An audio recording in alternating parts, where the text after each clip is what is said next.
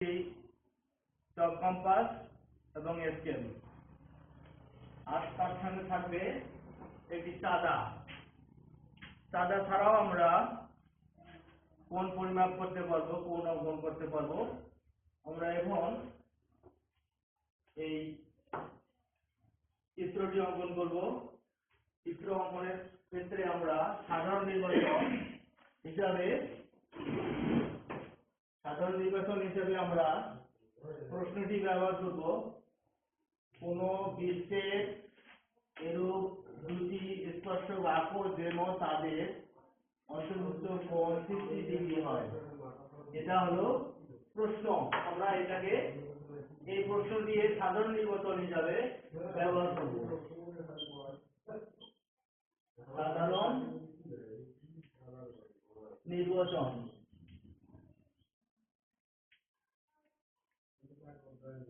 এই প্রশ্নটি হলো সাধারণ নির্বাচন। এখন আমরা বিশেষ নির্বাচনে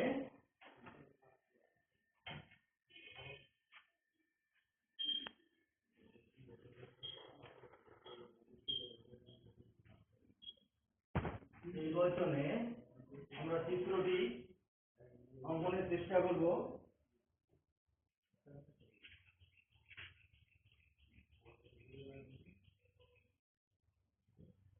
ও কেন্দ্রবিশিষ্ট একটি বৃত্ত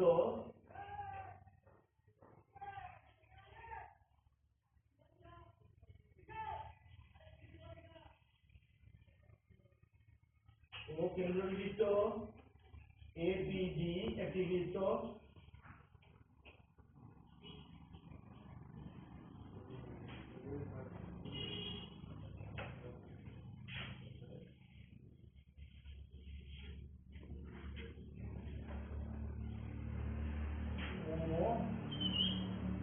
বৃত্তটির কেন্দ্র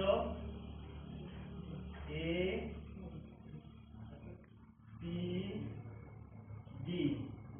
একটি বৃত্ত। এই বৃত্তের ও কেন্দ্রবিশিষ্ট APD একটি বৃত্ত। এই বৃত্তে থাকতে হবে যেন বৃত্তটির স্পর্শক দ্বয়ের অন্তর্ভুক্ত কোণ 60 ডিগ্রি হয়। আমরা অঙ্কনে আসবো।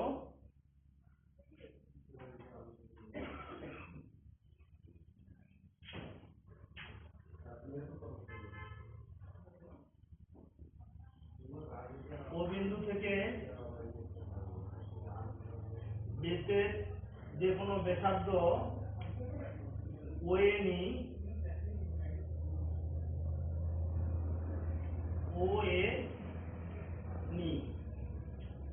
যে কোনো ব্যাসার্ধ ও বিন্দু থেকে বৃত্তের কেন্দ্র থেকে পরিধির উপরস্থ যে কোনো ব্যাসার্ধ OA নিই। OA রশ্মির বা ব্যাসার্ধের ও বিন্দুতে 120 ডিগ্রি কোণ অঙ্কন করি। আমরা সাধারণত চাঁদার সাহায্যে বা চক কম্পাসের সাহায্যে আমরা এটি অঙ্কন করতে পারি। আমরা এখান থেকে 120 ডিগ্রি চাঁদার সাহায্যে আমরা অঙ্কন করি।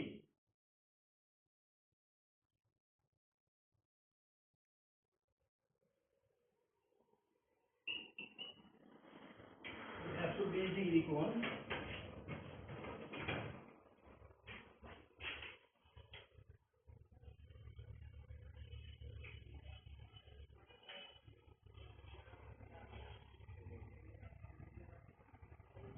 ডিগ্রি কোণ অঙ্কন করলাম। 120 ডিগ্রি কোণ এ ও বি অঙ্কন করি। 120 ডিগ্রি কোণ এ ও বি অঙ্কন করলাম। এ ও বি কোণের OA এবং OB রশ্মি যথাক্রমে OA এর এ বিন্দুতে লম্ব অঙ্কন করি। এ বিন্দুতে OA L এবং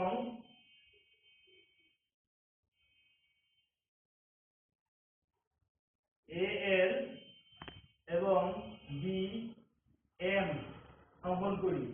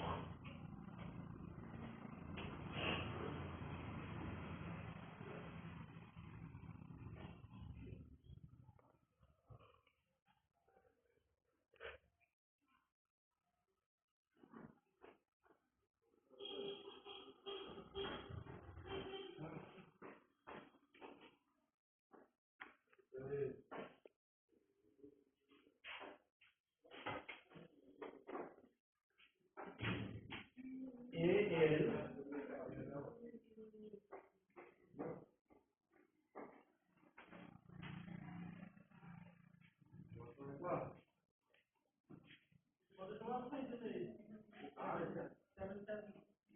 এবং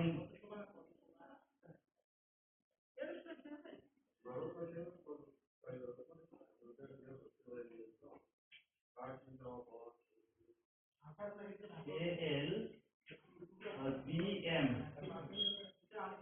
অঙ্কন করি। লম্বদ্বয় পরস্পর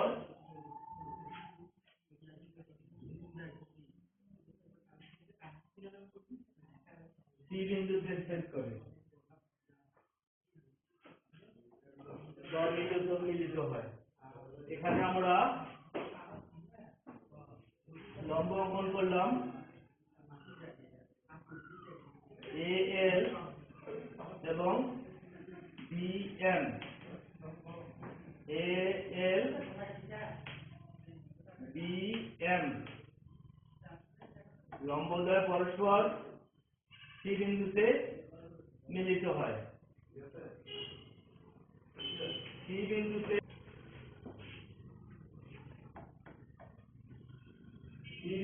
উৎপন্ন কোণ 60 ডিগ্রি। তাহলে আমরা স্পর্শক BM লম্বরেখা এটি O বৃত্তের উপর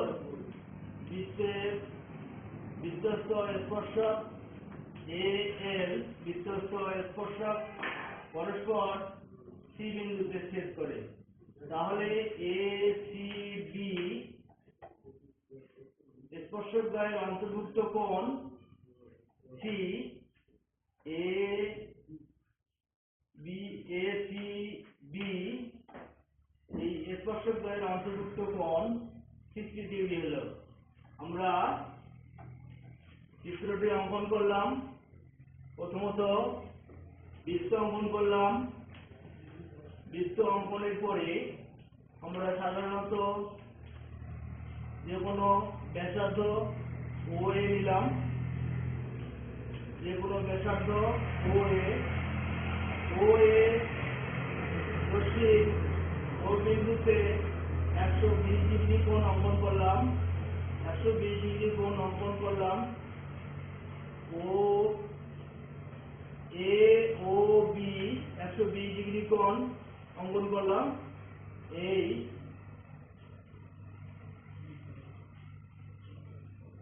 কোণের অভিবাহুটি বৃত্তের পরিধিস্থ B বিন্দুতে ছেদ করে। এখন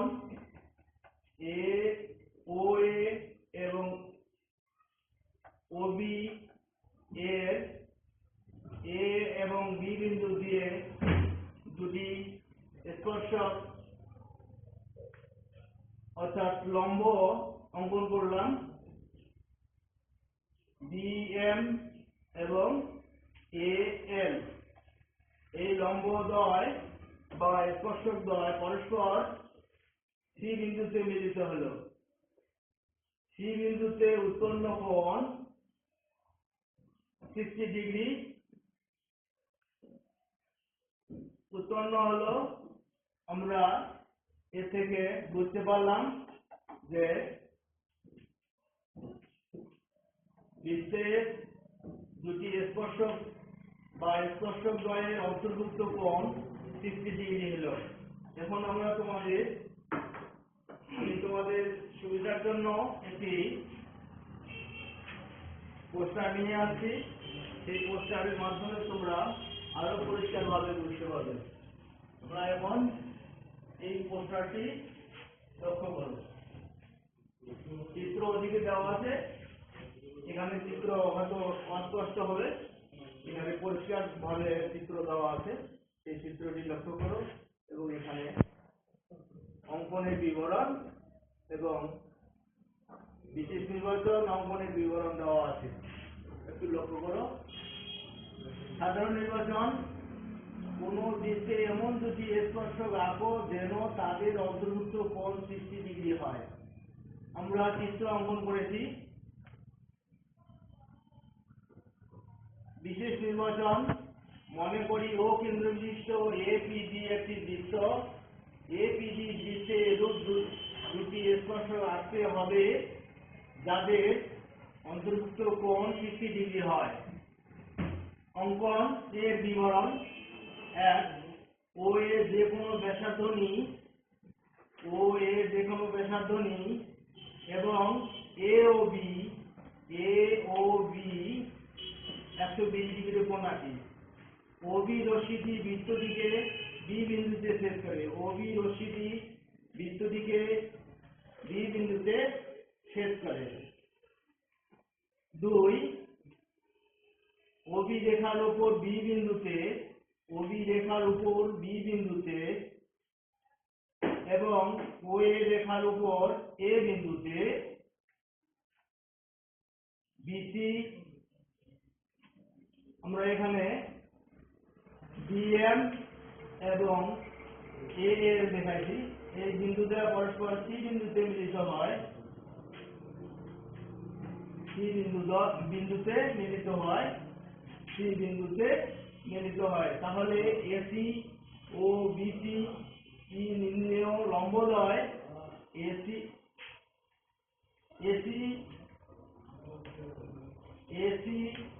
এবং বিসি নির্ণেয় লম্বদ্বয় যাদের অন্তর্ভুক্ত